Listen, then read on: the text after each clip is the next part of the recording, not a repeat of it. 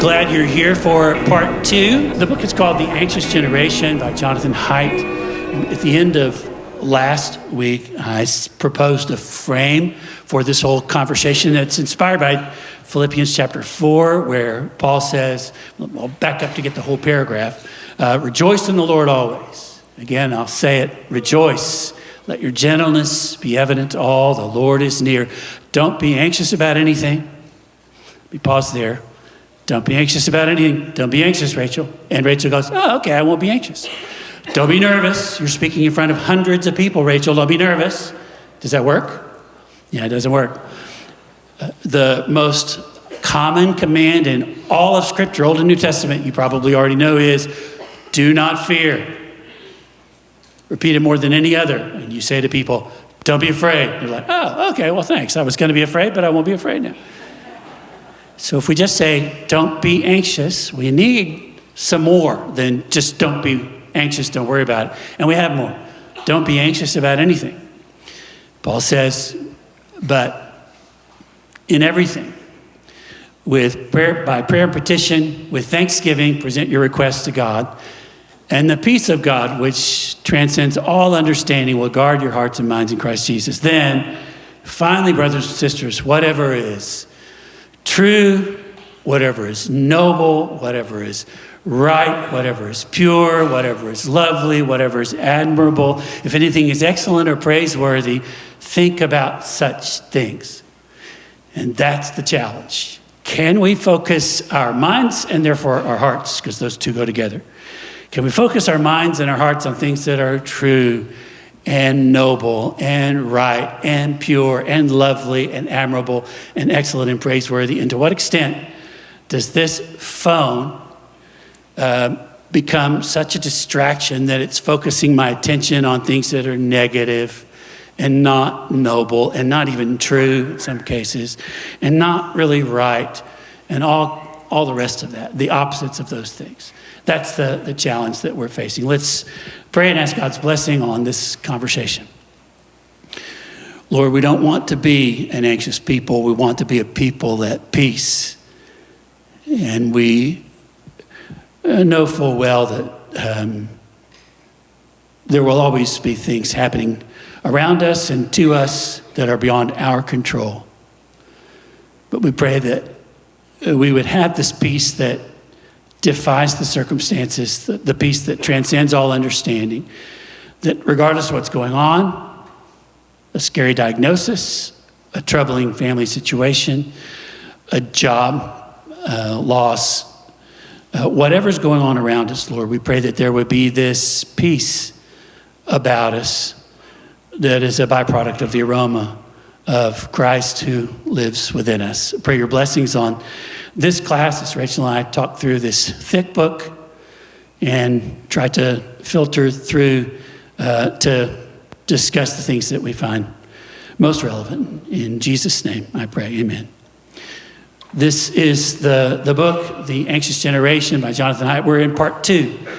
Just a quick review. The primary thesis we talked about last week of the whole book, if you get this, then you at least understand the premise of the whole book, that there are two trends that he's talking about that we have been guilty of: overprotecting our children in the real world and underprotecting them in the virtual world. And that's why the generation born since 1995, called Generation Z, that this has become the anxious generation. But we're not just picking on Generation Z. I think we'll find, even in what we talk about today, a lot that indicts all of us, no matter what generation you're a member of. So last week, we saw Haidt comparing the virtual kind of landscape that we see to sending our kids to Mars, kind of unknown territory, but we sent them anyway, even without knowing if they'd come back. And I think we're seeing some dangerous possibilities that they may not come back. And then the suffering, the surge of suffering with all the data points about the increase in depression and anxiety for girls and boys, the visitation to hospital visits for self-harm, all of those statistics we covered last week. And so this week, as he said, is a lot more, we're talking about safetyism, and Haidt's big thing is giving children responsibility in the real world, that we need to go back to that. And childhood is such an important time of learning, right? We have things we need to do that children need to do. So what happens to child and adolescent development when childhood is radically rewired, right, by this kind of thing that we're talking about of overprotection in the real world and underprotection online? First, fun fact about human development, which I didn't know until I read this book. If you'd asked me about it, I would have realized that giraffes develop more quickly than humans do, at least in some ways. I don't know why I picked out giraffes, but it's a fast at first, then slow, then fast again kind of process. For infants, for example, those first 2 years, if you've had one before, many of you have had infants. In fact, all of you were infants at one point. You just don't remember these first 2 years when there was such a rapid kind of growth those first 2 years. When you're forming words, you first say dada or mama, then you learn to walk, and then you really get into the things which we'll call discovery mode later on. The brain at age 5, he says, is 90% of its adult size, which I find shocking. That a 5-year-old's brain is 90% of its adult size. Pretty impressive. Then we kind of slow down, right? For the next few years, we've hit those major milestones of walking and talking, and we refine those a little more slowly over the next few years until puberty, when it speeds up again. So then we go fast again, obviously, when we hit puberty, and we kind of gone, again, just to say we start fast, we go a little bit slower, and then we kind of start developing quickly again. And then in that slow period that we're talking about from to puberty, children are learning by free play. That's the number one way that they learn. In any child development class, any study will tell you that free play is the number one most important developmental thing during that period. It's in that period that he says toddlers toddle. I don't know if toddle is a verb, but I just made one up. Toddlers toddle around. I think it works. Is it a verb? Sure, it is today. Okay. They toddle around, they climb, they're running a clumsy way, but they get better at it with practice. You put them on a monkey bars, and I'm thinking of a particular grandson who will remain nameless. Man, he was a brave little kid. Just whatever, if he could climb it, he was going to climb it. We have a picture of him in our house in the doorframe between the kitchen, and he's managed to shimmy up the side. I mean, he's got both feet. He's at the top of the doorframe, but both feet, wedged himself in the doorframe. He just was a climber. He was probably 4 or 5. Anyway, they're learning. They're learning about the world around them. They're learning how to navigate social settings especially through predator-prey kinds of games like hide and go seek, like sharks and minnows. I added Marco Polo without knowing if Marco Polo is politically incorrect or not to say, but in the swimming pool you play Marco Polo and it's it's kind of... That's a good impression of kids playing Marco Polo. Thank you, Rachel. Why the predator-prey games? Did you get that? Why is that such a learning experience, the predator-prey thing? He didn't really explain that. Yeah, when that's problem solving, right? When there's predator-prey games, we're learning how to problem solve, which is one of the things he moves on to next, right? Where we're learning facial cues. How far is too far? Have I pushed you too far? I'm reading your body language. I'm learning to actually resolve conflict. And then it's the physical part, right? It's the physical activity that creates the risk. Height goes back and again to it's risk. We have to do something risky to learn, right? That's how we learn. And then all of the ability to resolve conflicts if we're fighting out on the playground because you broke a rule that I made up just on the spot, right? We have to work through that in our own way. Makes me think of Harding Park, which we consider our front yard. The Cochran family also considered it their front yard. So Cochran kids. And the Gaines kids. And the Gaines kids. So those families were often playing outside. We did a lot of fighting and a lot of conflict resolution. You did, all by yourselves. We did, all by ourselves. And you would come in the house and we would say, go work it out. And then Chris Cochran would work it out. By telling on us. Always just told on us, and then it was over. Yeah. But we recently worked through that as adults, and we're all good now. Yeah, that's right. Yeah. All right, so what Haidt's central point is that these smartphones, this rewiring of childhood is, he calls them experience blockers. So this addiction to a screen, to video game, to smartphone, to Instagram, whatever it is literally blocking kids from the experiences they desperately need to develop. Think about that. the more that child has access to screens, the more they're experiencing this experience blocker of the sorts of activity that would have helped them develop otherwise. So what we're seeing in too many children is arrested development. They're just not developing like for millennia children have developed by spending a whole lot of time outside, a lot of it not in supervised play, but in unsupervised play. And when you take that away from them and put them in front of a screen, then what kind of harm is being done? Here's just one illustration. You don't have to have the book to have access to theanxiousgeneration.com, but there you'll find all kinds of charts that are in the book like this one. To what extent do children meet up with friends daily? Now, those of you who are my generation, the boomer generation, and apparently I said it wrong last week. What's the expression? It's not thanks boomer, but it's... what is it? Okay, boomer? It's like, okay, boomer. Oh, I said thanks, boomer. I thought that was the expression, but I'm a boomer. So it's okay, I don't think it matters boomer. a whole lot. I think it's okay. Do what? I don't think it matters a whole lot. It doesn't, okay. So in the boomer generation, how many of you in the boomer generation are older? A few of you are older, you're from the silent generation. How many of you remember from the boomer generation spending almost every day with your friends? You spent almost every day with your friends. Look at that show of hands. That's probably most of us who are boomers because we did. But to meet up with your friends every day is something that's not done as much anymore. Look at the percentage. These are 8th grade, 10th grade, and 12th grade students. There are thousands of them that were surveyed. And the question was, how regularly do you meet up with your friends? Do you meet up with your friends daily? But look at where this is a timeline down at the bottom, 1991. That looks pretty normal. Boys more than girls at the top. But then look as you come across, something happens around 2009, 2010, 2011. This precipitous drop all the way down to 2017. I wonder what happened in 2010. 2011, 2012. I wonder what impact it had on preteens or teenagers who got a phone and stopped hanging out, stopped meeting up with their friends daily, because now how do you meet with your friends?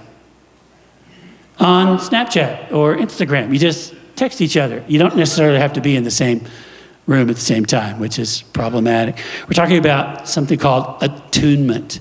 Socialization, where you learn how to take turns. The same things that happen when you're playing in a kind of unsupervised play in Harding Park, and you're learning how to navigate these social situations, sharing emotions with each other. But we don't want to do it Chris's way, Dad. Chris wants to organize everything, and okay, we'll just deal with it. We just send it back out to deal with it, and they deal with it one way or another by mainly giving in to Chris. But learning to read nonverbals. I mean, kids are learning so much more than how to organize a game and how to get along with each other, how to work through conflict. They're learning all of that. How to make repair. We talked last week about the asynchronous nature and the low bar in virtual communication for entry and exit, right? But in person, there's a high bar. If I hurt you, I have to make that repair to hang out with you again, or it's awkward, right? Yeah. I have a 7 and a 5-year-old grandchildren too that live elsewhere, so I can throw them under the bus since they're not here. Neither is their dad. But I was taking them to Memphis and back, and on the way back from Memphis, within a few miles of the pickup point, they were just fighting each other.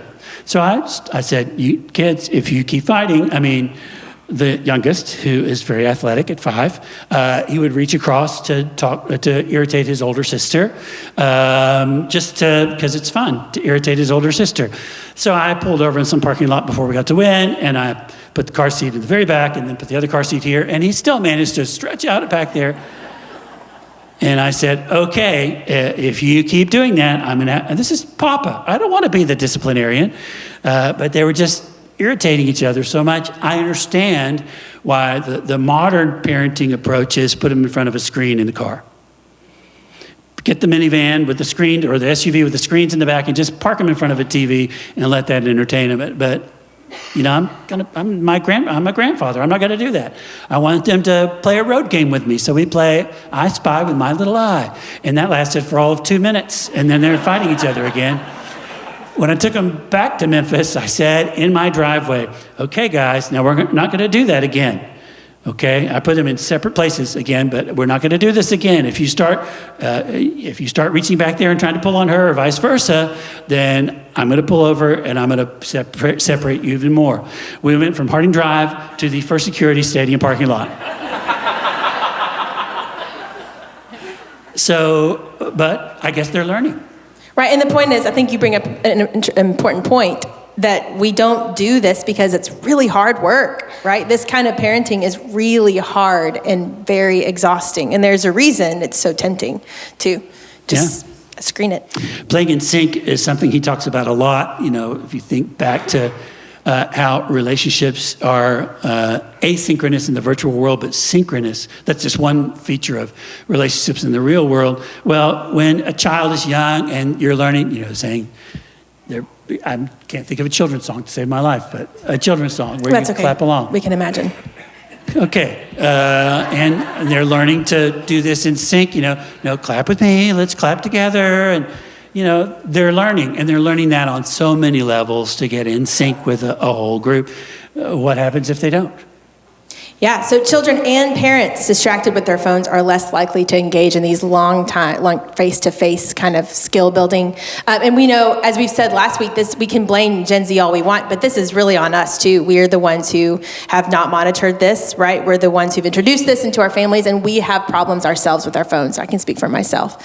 And I know these days, it's pretty common for a child and an adult to both be on their various screens. I think about when I was a tiny baby, my mom would put me in my car seat on her countertop while she would cook and just talk to me like an adult. And I wonder how many kids have that experience now, right? It was hard on her, I'm sure, to do it that way, but I talk a lot, and that's why, and I know that's such a gift to the world. So thanks, Mom. All right, so Discover mode is what we've mentioned that a couple times, but he's about to introduce a really cool and interesting, what's the word?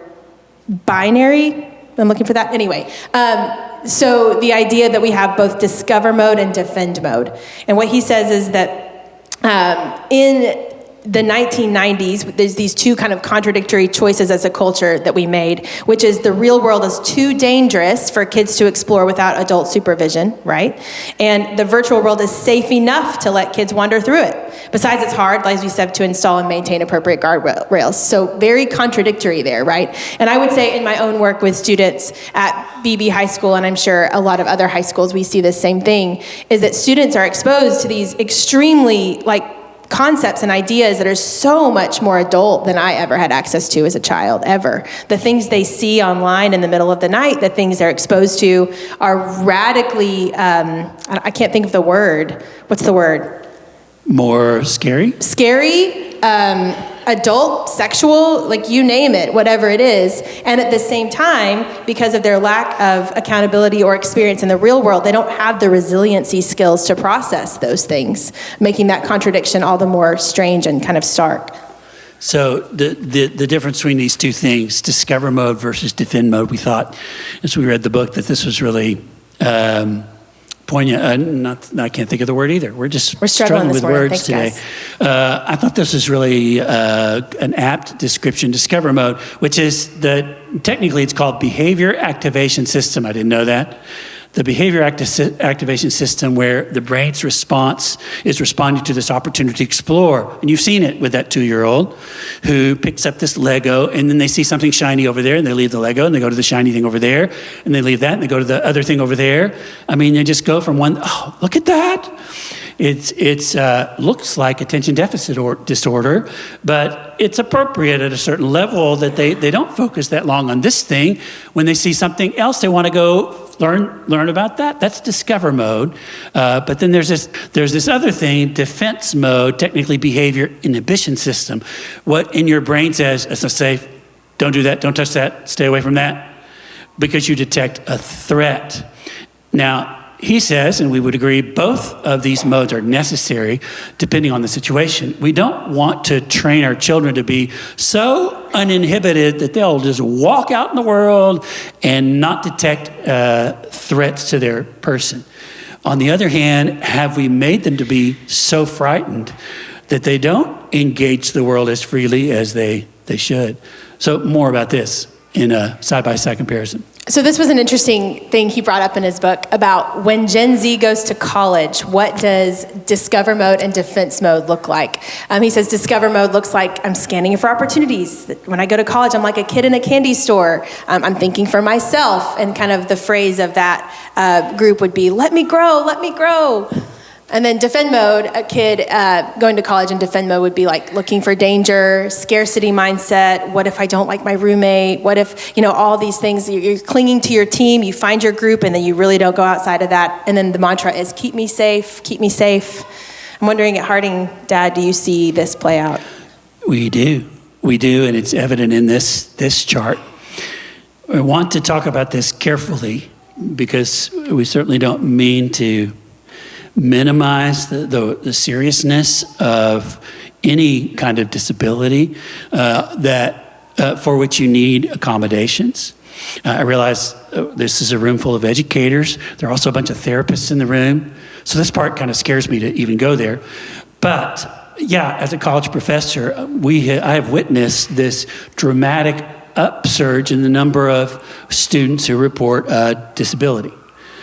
Who get accommodations through our disabilities office, and it matches that chart. Look at that. Look at the dramatic increase in the number of disabilities reported among college freshmen starting about 2012. Is that just coincidental? Has the world gotten that much scarier since 2012? Or is this directly correlated to the amount of time people spend on their phone? Of course, that's what he would say. When you're talking about psychiatric disorders, we're talking about anxiety, clinical depression. We're talking about ADHD made the list there. Up with psychiatric disorders, we could talk about eating disorders. In what ways are eating disorders fed? By the amount of time a child, particularly a girl, spends on a phone. There are eating disorders for boys too, by the way, but how much time a girl spends in comparisons on the phone, comparing herself to the way other filtered images, even filtered images of her peers, make her feel about herself. Is there a connection? Let me also say, could it be that it's less stigmatized just to self-identify a particular disability? I think that's also true, and that's a positive thing. So if it's not stigmatized, that you ask for help. Good that you ask for help.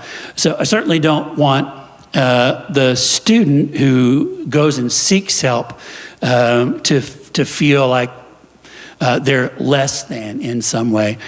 But I'm also wondering why we've watched this dramatic rise the last decade in the number of students who self-report disabilities as college freshmen. And just to kind of put flesh on this, I think I was reading an article the other day that was talking about the increase of college accommodations that give students an extra 5 minutes to be in class. They get to be 5 minutes late, and the professor has to honor that. And the reason is because they have so much social anxiety that being in there at the beginning of class and interacting with people around them is too scary. And so that's the kind of thing I think that we would push back against and say, there's something going on there if we're considering that an accommodation, right? How many of you are college professors? You teach at the college level. That many of us teach at the college level. I will tell you, in our community, one of the most difficult things to navigate is the flexible attendance policy. It's called a flexible attendance policy. And I find that when I have a student who has a flexible attendance policy, that means that because of social anxiety or because of chronic illness of other kinds, that he or she qualifies for a flexible attendance policy, and I'm supposed to work it out with them in advance. How many times they can miss. Instead of missing the usual 3 times, if it's a Bible class, 3 times a semester, you can miss 6 times. And what I typically do is I don't do that. I don't say you can miss 6 times. I just say, talk to me. Let's have a conversation. Let me know what's going on, and I'll be reasonable, and I am reasonable. So I don't pay close. I mean, I'm very, you okay? Yes. Very aware. I let you sit on that stool by yourself, even though you're my child, because Thanks, Dad. It's risky behavior.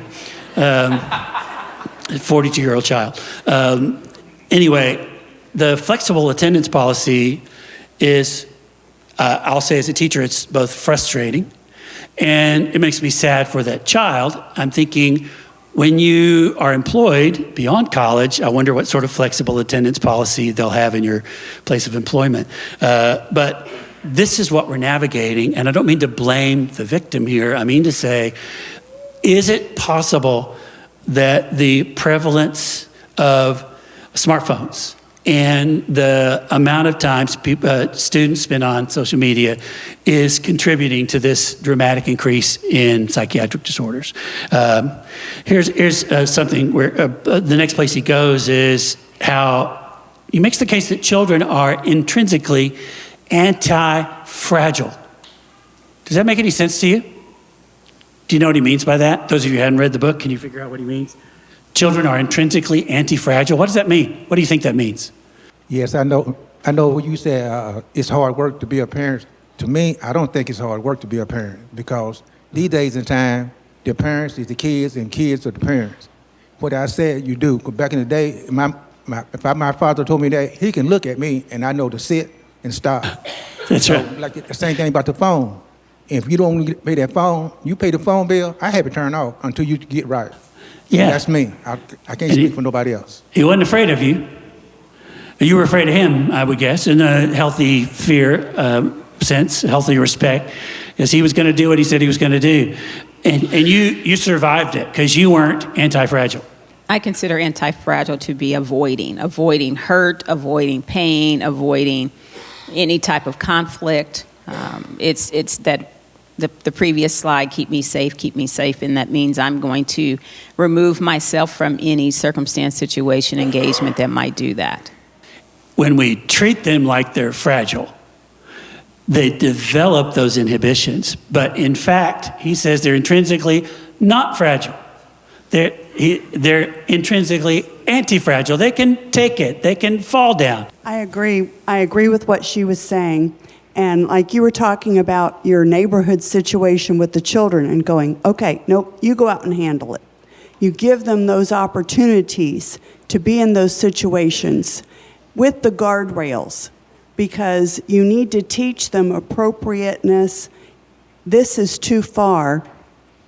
And so you as a parent would need to intervene at those, but we step in too soon as parents, and we help them learn that they can't handle this. We teach them that. And so we need to unteach them that and give them the confidence that they can handle this situation with some guidelines and appropriate guardrails. We step in too soon and save them from themselves. Ben? Anti-fragile, not fragile. In my experience, they bounce a little bit. I'm not going to ask you how you know that. My children are not fragile. Yeah. And they really are a lot tougher than we think. When they fall down, they look at us to see how they should feel and how they should respond. And if we freak out, then, well, they do too. So true. Back over here. Tom? Is the word you're looking for resilience? Yeah. I mean, I grew up in a time where when you're playing ball on the playground or on the ball field, you ding yourself, and they said, rub a little dirt on it. Yeah, let's rub go. some dirt on it. That's right. They're not as fragile as we make them out to be, Beth. Children are hardwired for trial and error. Yeah. And to learn through trial and error. And too many times, because of our fears as parents, we rob them. We teach them to be afraid, and we rob them of the opportunity to learn by trial and error, because we want to swoop in and scoop them up and keep them from meeting obstacles. That's right. Q has a comment here. Q in front of you, Beth. Children are intrinsically motivated towards autonomy. Children are intrinsically motivated towards autonomy. Boy, you can see that when they're trying to get out the door. And we throttle that back. And have we been right to throttle it back to the extent that we have? Is there some other comment over there? It's even physically, I think, especially, we, don't run down the rocky trail in Crocs because you're going to get hurt. But now we're robbing them of developing some, core muscle function and things like that, because we want to keep them safe. And so we're not just robbing them emotionally, but physically as well. We'll get to that in a minute too. We need to move on, don't we? Yeah, so I was actually thinking, Ben, your exact example, I was thinking about when a kid scrapes their knee and they look at us and wait for us to react, and they kind of like wait to cry, right? They're like, ah, and then if you're like, hey, you're fine, usually they're like, okay, and they go back to playing, right? And I think that those are perfect examples of those early developmental years where too many of us are scooping them up and, and then those are the kinds of things that create what we're talking about. So, this new kind of smartphone era of screens where we're seeing a lack of resiliency skills being built is, I think, causing parents to do more coddling because they're seeing the lack of actual ability for kids to function in the real world. So instead of actually doing the work of training that in, we're kind of doing new kinds of parenting. We called it helicopter parenting. I think Haidt refers to it as helicopter parenting, but I don't think that's what we have anymore. I think most educators in the room would know what I mean when I say lawnmower parenting. Anyone? Even at my level, how many phone calls do I get in a week? And the opening line is, now I want you to know that this is a parent of a college student who's a junior and didn't get the class they wanted. Now, I want you to know, Dr. Cox, I'm not one of those helicopter parents, which is why you're calling me instead of having your kid come and talk to me. And then after some long speech, then what I say is, this is going to come as a surprise to you, but there's a thing called FERPA, which means I'm not allowed to talk to you about your own child unless they've signed. What? I can't believe. Interesting response. That's a good impression of a distressed parent, Dad. Very much like that other imitation. Yeah, it was very similar. That's okay. Do you guys know what I mean when I say lawnmower parenting? We're not just up above watching them navigate. We're now going ahead of them with our lawnmower, clearing the path, literally giving them experience blockers, right? And I would say what we're talking about with the 5 minutes late, I can be 5 minutes late because of my social anxiety. That is what that is. That's an experience blocker. We've, as a society, decided we would rather take this away. We all have different challenges, right, that we face as individuals. And we need those challenges to help us grow. And if we just simply remove them the way that we are as parents, then what that does is it increases anxiety. It lowers self-esteem. You know, a lot of parents think they're giving their kids self-esteem by, giving them all these things and giving them all this focused attention, but what it actually does is the opposite. And then difficulty adjusting to independence. And I would add, one of the things I see the most is next to no problem-solving skills. I see so few kids with any, truly, as I'm sitting with them at the computer and we're doing something basic on an application, and literally, they've got Google on the screen and they're trying to apply to a college, and I'll say, Google, apply to Harding University. And they'll do it, and then they'll just look at me.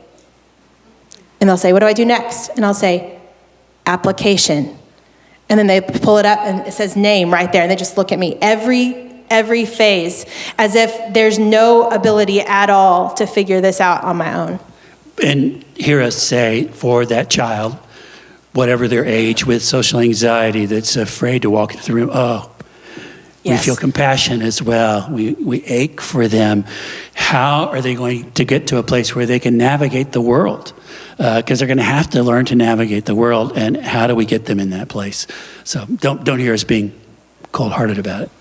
So just kind of continuing, so what Haidt's central point, we actually really need risky play to stay in discover mode. Kids, all of us do, right? I would say even as adults, we need risky play in order to stay in discover mode. We need risks, things that challenge us. But he would say we are misallocating our protective efforts. Think about that. We should be giving children more of the practice they need in the real world and delaying their entry into the online world, the virtual world. And think about that. Now, I think a lot of us in the room, we've already been there, done that. We've already raised our kids. Most of you aren't raising young children, but those of you who are we misallocating our protective efforts? Should we be giving children more of the practice they need in the real world instead of and delaying their entry into the online world? I think he's right about that. So just real quick, I wanted to share just kind of an example that pops into my mind that kind of illustrates a lot of this. Is Jonathan Haidt, this author, also collaborated and wrote a book called The Coddling of the American Mind. If you haven't read that, it's a really wonderful book. And a lot of the same themes exist in that book. And he tells a story. He and his wife read a lot of work by psychologists that gave him a lot of inspiration for his work about giving kids more responsibility, protecting them less in the physical world. And he talks about how he has this son who, from the time they live in Manhattan, and from the time he was 6 years old, he and his wife are very nervously following this path, and they start sending him to walk to school by himself at 6 years old. They send him with his backpack. They have a tracking device. Jonathan talks about how he follows him the first few weeks, kind of tears in his eyes, following him to school, and then slowly but surely empowers him to do more and more on his own, until I think when he was 12, he was riding the subway by himself, and it kind of goes from there. And he talks about how when his son was 15, he was really into baseball, and he was saying, Dad, there's this playoff game I want to go to, but it was in a borough far away. And he and his wife are like, no, he is not ready for this. And of course, the child is begging and begging and begging and please and please and please. And so finally they come up with this plan, they map it all out, and they let him go. Well, what they didn't realize is that the train from Queens or wherever it was, he was past the last train to get back to his place in Manhattan.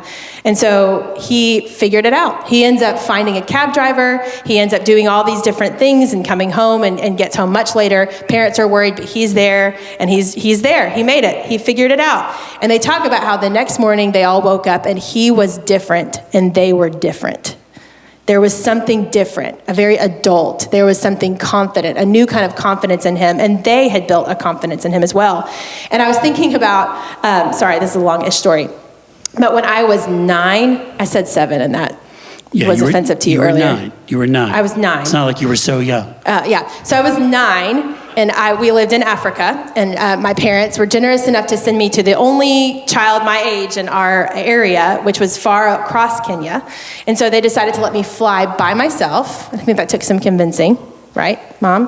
But it was, very planned. They're talking to the stewardess. Please make sure she gets to this place. Everything was all worked out. So I took my little backpack. I'm 9 years old. I'm sitting on the plane by myself. And in Kenya, things don't always go as planned with travel.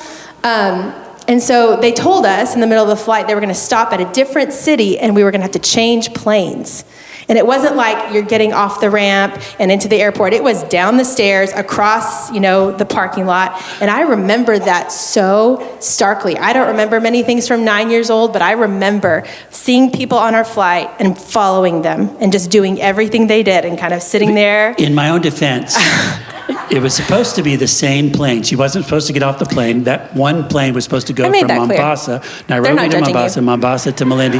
No, I feel their judgment. I think they are judging me. You don't know them. I know them. I say all that to say, whenever I read that story and Calling the American Mind, I thought, that's me. That's my experience of the world. I remember that, and I remember the feeling big and confident in a healthy way after that. And I'm not afraid to navigate the world. I have a very intrepid sense of navigating the world. And I think that's exactly why. Sarah, what are you thinking? 15 years old. And I convinced Beth that, Sarah was with us in Greece, but she really wanted to go on trek. So I said, I think she can do it. She's flown internationally her whole life. So she can easily make her way from Greece, from Athens, back to Little Rock, change planes, go through customs, passport control, and all that stuff. And of course, I gave her very detailed instructions, which all my children make fun of me for to this day, for those very clear instructions I gave Sarah. And she made it. And you're a better person for it today, right? Right? Yeah, 15 years old. Yes, we're all so grateful. So we need to go quickly. So we're going to go very fast through these slides just because we're already over time. There's so much to discuss in these. But he talks about the breakdown of adult solidarity. At some point, we become so individualistic that we're afraid to correct other people's kids, which has created this part of this problem. Like if I'm out and your kid is misbehaving or doing something dangerous, I feel nervous about saying, hey, you shouldn't do that. And that's a new idea. This next thing, more about safetyism. He talks about he saw these rules for tag in a playground in Berkeley, California, literally spelling out, here's what you do, how you play tag. If you have a fight, play rock, paper, scissors to solve it, right? Do kids really need us to do that? Is that blocking their own ability to learn how to conflict resolute? No ball tag, one finger touch. I don't know if you can read the rules there, but it's interesting how detailed those rules are. Safetyism as an experience blocker, what we've already been saying, but especially as children enter into adolescence. I think we could come up with some manifestations of this, right? Think about children at 15 or 16 getting their driver's license or not. There's a chart, we don't have a copy of the chart here, but there's a chart that shows the dramatic decrease in the number of 16-year-olds who are applying to get their driver's license. It's dropped off dramatically since 2010. And I think, you're kidding me. I got my driver's license on my birthday. I was so ready for autonomy, as Q said. I was so ready to drive. I mean, I had learned how to drive. I mean, and my parents were really ready for me to drive too. It made their life easier with four kids. I mean, how many of you wanted to get your driver's license on your birthday or as soon after your birthday as you did? How many, when we say young people are not as excited about getting the driver's license, how many of you that resonates with you? You understand what we're talking about. You've seen this in younger generation. Why is that? They're scared to death. Have we raised them to be too fragile, too frightened?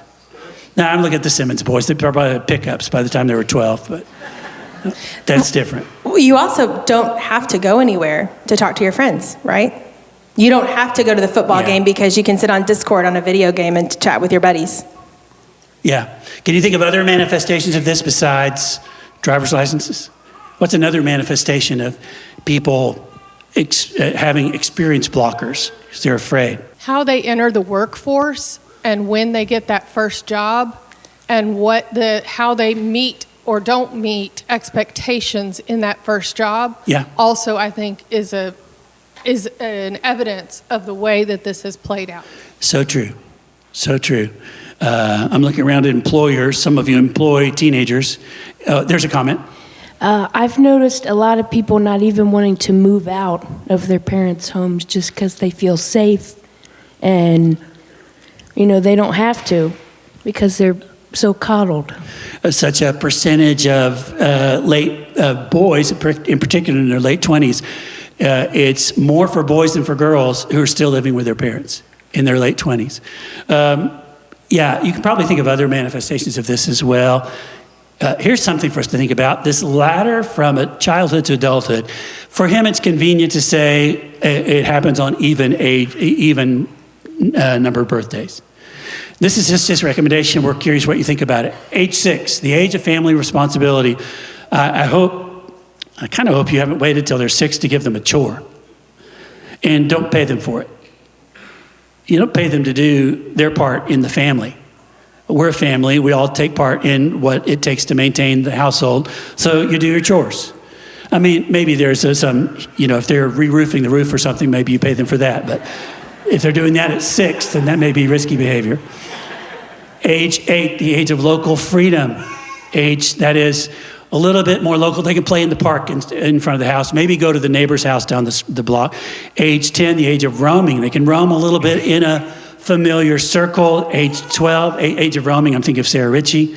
Sarah Ritchie just did this summer with, how old is Cohen? He was 10. He's what? He was 10 in the summer, and Sarah, we can't pause too long here. I didn't ask Sarah's permission to tell the story. But Cohen got his buddy, Judah Sandlin, and she drew them a map of the area around campus. I mean, it's the summertime, and Sarah was working. So she had these boys just explore campus, and they came back and said, now what? And then another time, she had them go in a little bit wider circle, all the way around Legacy Park, and maybe a little bit bigger than that. She didn't send them to Bald Knob or, to Riverside Park. That's good because it's a long walk. Yeah. Age 12, the age of apprenticeship. There was a time in other cultures where at age 12, you're probably done with school. Now you're going to learn a trade. And you learn that trade by working alongside the person who's doing that trade. You work with Joey the carpenter, and you learn carpentry by just working alongside Joey, watching him do it. We've lost something of the age of apprenticeship, haven't we? And that's unfortunate. I remember an old quote a long time ago from a boomer generation that said, we were so busy giving our children what we didn't have that we forgot to give our children what we did have. And that was a whole lot of time with our parents. So he continues by saying, at the beginning of high school, age 14, we hope. It's pretty obvious. Age 16, he suggests, as being the beginning of internet adulthood. So we give them more freedom at age 16. He suggests no social media till 16, which we'll talk about more next week. And then 21, full legal adulthood. So, yeah, we don't have time to pause on that, but... We don't have time to pause on that. We were going to say, hey, what do you think about that? You may think those We care things are about what you think. arbitrary. Yeah. What? I said we care about what they think. We do care, It's but just- we're going to go on. We tried to fit too much. Boy, So, I thought I was type A. You're so- type A plus. Listen to you. So he goes into what he calls 4 foundational harms, and we're going to try to go through this, and then if we have time, we can hopefully discuss some of them. But the 4 foundational harms he sees as a result of these trends we're seeing is social deprivation, sleep deprivation, attention fragmentation, and addiction. So we're going Wow. to start with, it's pretty powerful list there that we A can whole all. chapter on this, so let's talk about them slowly, well, somewhat slowly, in 14 minutes, 12 minutes. First, social deprivation. This decreasing the amount of times that they spend with their friends. It doesn't count if you're spending time with your friends online. It's disembodied, it's asynchronous, it's easy to exit. It's all those things that the virtual world is. Relationship building in the virtual world is not the same as relationship building in the real world. Friendship has moved online from embodied, synchronous, and face-to-face to disembodied, asynchronous, and virtual, and it's very easy to leave it. Very easy to say, unfriend, not gonna friend them anymore. Very easy just to cut them off. And this child who's left out of that thread, they know they're left out of the thread, but it's easy to do. You don't pay a big price for cutting somebody off. Online friendships are fragile, easily ended. It's also easy to multitask in conversation with a phone in hand. And you know what that's like, how much I honor college students when I see them at Chili's or someplace, and I can tell they have a policy when they're going out to eat that they all collect their phones. I said this last week. They collect their phones and put them where the ketchup is and just stuff them there so that they can have real conversation with each other. And I want to say that out loud in case that's not your policy. As a family, we ought to all do that. We ought to collect all the phones, put them somewhere by the ketchup or wherever, and put them away so we can have real interaction with each other. Talked about this problem with parents as well. Rachel mentioned it before. Highlights Magazine, in 2014, a kids magazine surveyed kids, and 62% of these children ages 6 to 12 said their parents are distracted by their phones while their children are talking to them. Guilty as charged now. I wasn't then because we didn't have phones when our kids were coming up. And in some ways, I felt like we had an advantage. The Great Rewiring devastated the social lives of Gen Z by connecting them to everyone in the world and disconnecting them from the people right around them. We see the harmful effects of this social deprivation in college students. We see it in young adults that struggle to have a conversation. Now we have to coach them in how to have a job interview. Here's how you talk, here's how you dress. We do this right there in Al Fraser's building, in the Center for Professional Excellence. I don't remember getting that kind of coaching when we were students. Did we get that kind of coaching? It's not because we were so wonderful, but I think we had grown up learning the art of conversation. And again, I feel like we need to say over and over, this is not to pick on Gen Z. I'm a millennial, and I can point to multiple ways my own habits have deteriorated. I can point to ways that it's harder and harder for me to be present, and my prefrontal cortex was already formed when these things came out. So he goes on to talk about sleep deprivation. I mentioned last week that one of the things that we see at the high school level, and I'm sure y'all see in college about sleep deprivation, is the number of students in our classes who are just exhausted and they can barely hold their heads up. And it's just a common thing for us to hear kids talk about. They're up till 2 a.m. playing whatever. What's the big video game? I don't know. They're up till 2 or 3 a.m. playing this video game or scrolling Instagram or in some kind of Snapchat streak battle, right, with somebody. And that's the sleep deprivation is real. So teenagers need 7 or 8 hours of sleep every night for optimal development, and the number of teens who report getting that amount of sleep has declined.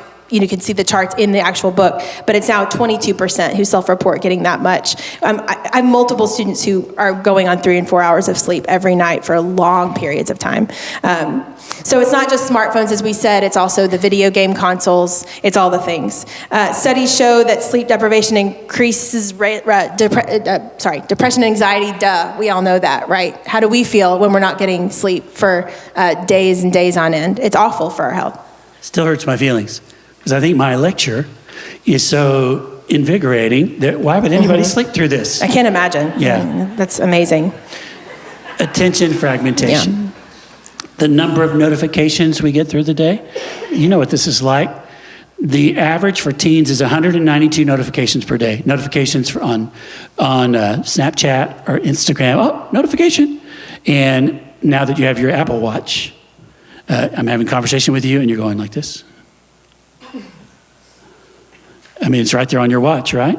Because you're getting a notification. What is it? Oh, maybe it's important. Writer Nicholas Carr, 2010 book called The Shallows, What the Internet is Doing to Our Brains. He puts it this way: once I was a scuba diver in the sea of words, now I zip along the surface like a guy on a jet ski. Reminds me of something Landon Saunders once said. You know, too often we're like a little speedboat, just skim along the surface when we're supposed to be like ocean liners that go slower but deeper. And he's right about that, but this is only fed by our smartphone addictions. Even more of a challenge for an adolescent without a fully developed frontal cortex. How can they self-regulate? How can they monitor themselves when this part of their brain hasn't fully developed, which is where that control exists. This is where executive function happens. So students are negatively impacted when it comes to executive function, how to make decisions and then follow through on them. And we see this all the time. How many papers are turned in late? How many assignments are missed? I have a policy in my classes: I don't accept late assignments. I just don't. I stopped doing the thing where if you miss it by 1 day, you'll all deduct 5 points. If you miss it by 2 days, I'll deduct 2. I just quit. Here are all the assignments for the whole semester. You can turn them in on time. Sorry. If you can't, so you lose 10 points on that quit. I'm sorry. That sounds like I don't know what that sounds like, but. It sounds like you're a good teacher, Dad. Thank you. All right. So the last one was addiction. So this one, we could spend a whole class, we could spend months and months and months just talking about addiction and the different ways that addiction plays here. But he references a book by Anna Lemke, Dr. Lemke, called Dopamine Nation, which we've both read. I've read twice. I strongly recommend. Has anyone read Dopamine Nation in here? All right, it's an excellent kind of accompaniment to this book. He references it often about basically how smartphones they're not just another drug, they're like a new hypodermic needle that's given us just much more direct ways to get whatever drug it is, whether it's shopping or gambling or video games or whatever the dopamine hits we get, right, the Instagram. So the smartphone, like she said, is the modern hypodermic needle, delivering digital dopamine 24/7 for a wired generation, which I think is a compelling quote. Anna, we've got time, we only have one more slide. But Anna Lemke is a psychiatrist, teaches psychiatry at Stanford University. So but she is also the director of Stanford University's Addiction Center. And she herself said she got more sympathetic to drug addicts, alcoholics, sex addicts, other kinds of addictive behavior she was treating when she herself got into the Twilight Saga. And I thought, you got into what? The Twilight Saga? That movie? It wasn't the movie, it was the books. And she said she would say to her husband, I've got papers to read, I got to stay up late tonight. And she'd go up to her office in her house in California and read the Twilight Saga. She started lying to her husband about what she was doing. And she thought, this is how this works. This is how addictive behaviors work. Jonathan Haidt is borrowing this from this model. And Frances Haugen, who worked for Facebook, is the one who said Facebook, or Meta, did this deliberately. They did this intentionally. They took advantage of the hook model. How do you hook someone into an addictive kind of behavior? You do it this way. First, you are sensitive to what the triggers are. There can be external triggers, there can be internal triggers. An external trigger could be a notification. I just posted that thing 30 minutes before class on Instagram. I wonder do you get likes on Instagram? Oh, so many, so many. So that's what, I don't know what it's called. I don't have Instagram. So you get likes, okay? So then in the middle of class, you get a notification, bzz, and you look, oh, I gotta see what that is. And you hide it under here so your teacher can't see. And because, the external trigger in this case is a notification and you just can't resist seeing what it is. The internal trigger could be boredom.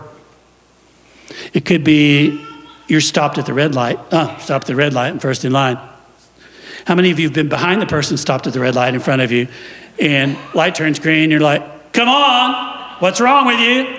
And their head's down in their lap like this, and they're looking at their phone.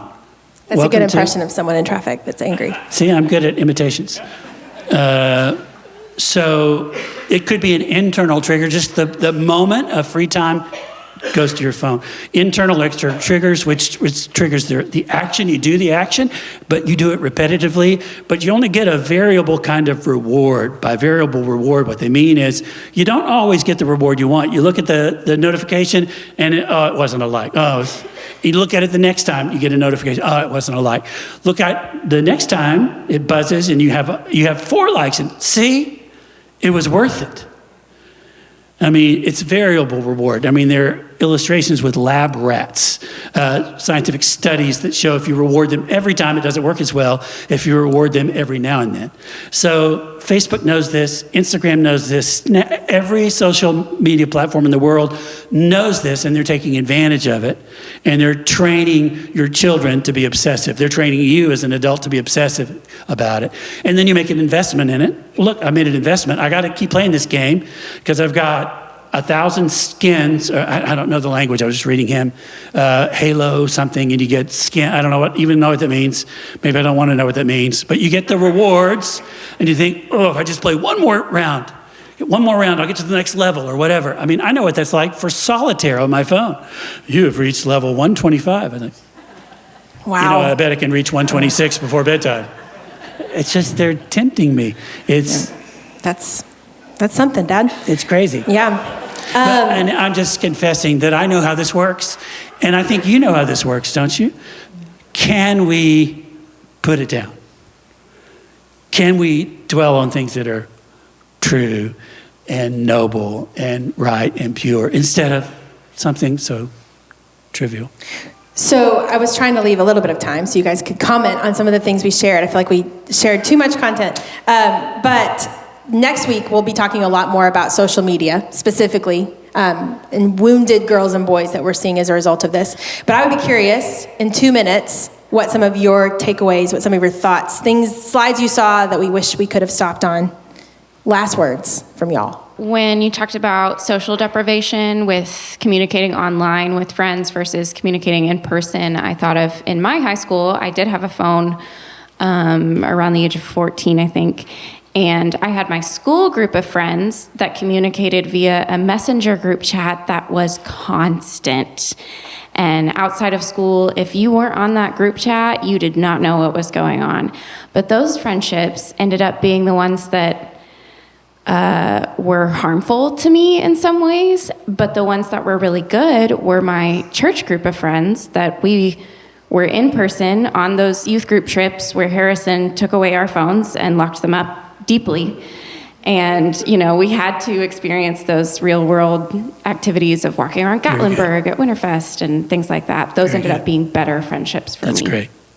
That's great. I definitely spent a lot of time on the internet as a teenager. And I do feel that it certainly was not all good. That's for sure.